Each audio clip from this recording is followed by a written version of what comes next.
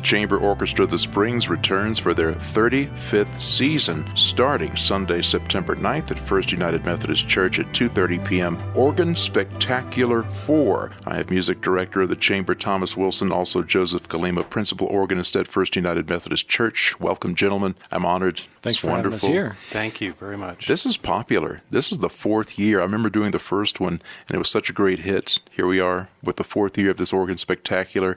What a great way to start the season. We found a new niche. Yeah. Last year, the place was full. Yep. Very much. Some great music. It's Joe. He emails his fan club, and we're full, you know. Oh, Joe puts out the word. kind.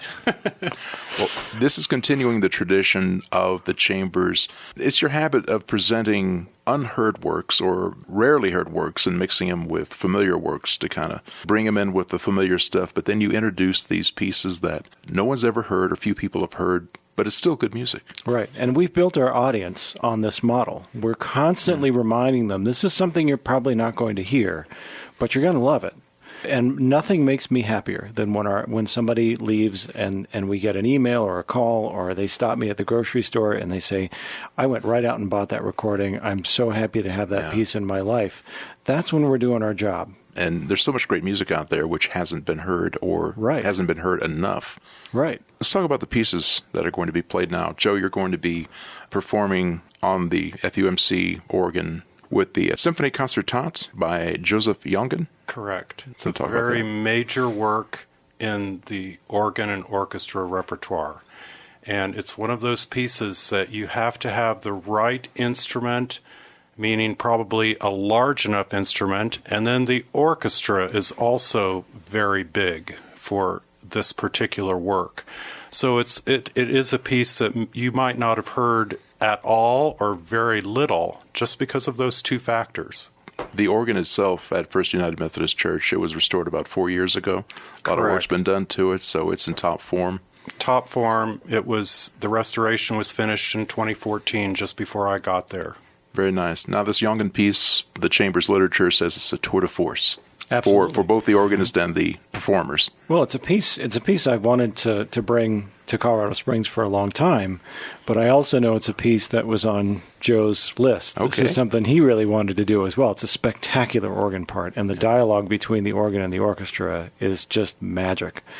And what amazes me, we're doing two major works on this concert, and they're only 19 years apart, 1907 and 1926. And the Guillemot Symphony is late Romantic all the way, and very traditional in its language. This, only 19 years later, is so much more modern, but very listenable modern, and it's great. And the orchestration, it was shocking to me as I was studying this. I was like, well, some of this sounds like John Williams. The way he orchestrates, the way he uses the orchestra, it's got a very modern, very familiar language for folks. But what an incredible piece. So, Joe, I'm glad you talked me into this one. I'm glad you wanted to do this one. And I'm guessing the organ part is really hard. I'm guessing you're practicing like mad right now. It almost is not quite as hard as the Hanson that I played last year, but I love that piece. The difficulty, probably the one movement is the last movement, the toccata, which is a moto perpetuo, which means that I think the organist gets 2 half-note rests in the whole movement. Otherwise, it's 16ths, either in some kind of a triplet form or regular 4/16ths to a beat, all the way through. So it really is a tour de force, and I'm of course excited about getting to put it together with the orchestra. Mm-hmm. And the other movements are equally beautiful. There are 4 movements in this particular work. A lot of the pieces, I don't know whether we've done 4 movements in any of the other concertos we've done in this particular series. Mm-hmm. But that helps. The second movement is a divertimento, which is to me kind of a scherzo, and it's just gives the organist an opportunity to feature the colors of the organ as well as the interplay between the orchestral parts. As Thomas says, is just magical.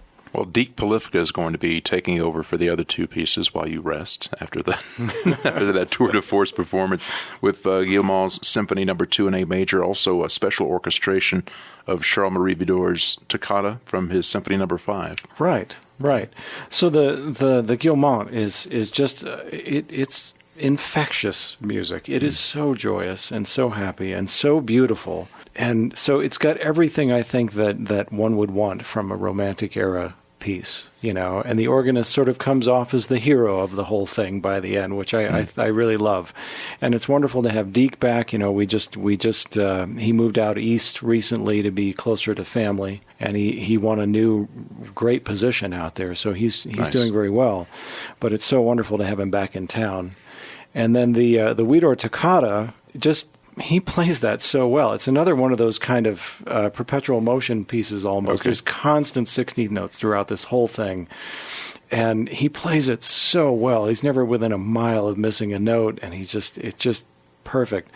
And I just really have enjoyed hearing him play it. I've done some brass versions of it on Easter with him over at Grace Episcopal Church when he was there. And I'm listening to this. I'm listening to him play, and it's like it's not just the organ. I hear in his mind a bigger picture. And I'm like, there's an orchestra there. There's got to be. So this is going to be ridiculously over the top. Okay. Like if people, if they somehow miss the whole rest of the concert, like if they're stuck in traffic, which right now in Colorado Springs is not hard to do, still get there for this thing. It's so over the top. It's that 5 minutes is going to be worth the whole thing. Actually, it's the score. The score that I'm putting together is just preposterously big and crazy. You've got me hooked. Yeah. All right. As always, there's a pre-concert lecture 45 minutes before the concert talking about the music ahead of time. That's always great. So this is going to be the first concert of the season, the 35th season of the Chamber Orchestra of the Springs, called Organ Spectacular 4, Sunday, September 9th at First United Methodist Church. One performance at 2:30 p.m. featuring Joseph Jungen's Symphony Concertante, performed by Joseph Galema, also Alexander Guillemot's Symphony No. 2 in A major, and Charles-Marie Widor's Toccata from the Symphony No. 5, a special over-the-top orchestration by Thomas Wilson, and both of those performed by Deke Polifka. Information at chamberorchestrathesprings.org. They're also on Facebook and other social media, and there is still time to purchase season tickets for this 35th season. Check that out at the website. I'm speaking to principal organist at First United Methodist Church, Joseph Galema, also Thomas Wilson, music director of the Chamber Orchestra of the Springs. Thank you, gentlemen. Thank you. Thank you. Another event coming up called Pedals, Pipes, and Pizza, a community and family event sponsored by the Chamber Orchestra and the American Guild of Organists, Colorado Springs chapter. It's happening Saturday, September 8th, 9 a.m. to noon at First Congregational Church and First Lutheran Church. You can register to learn all about the pipe organ. This educational event will include master classes, opportunities to play a real pipe organ, and build pipe organ kits. It's Pedals, Pipes, and Pizza, Saturday, September 8th. Information at chamberorchestrathesprings.org.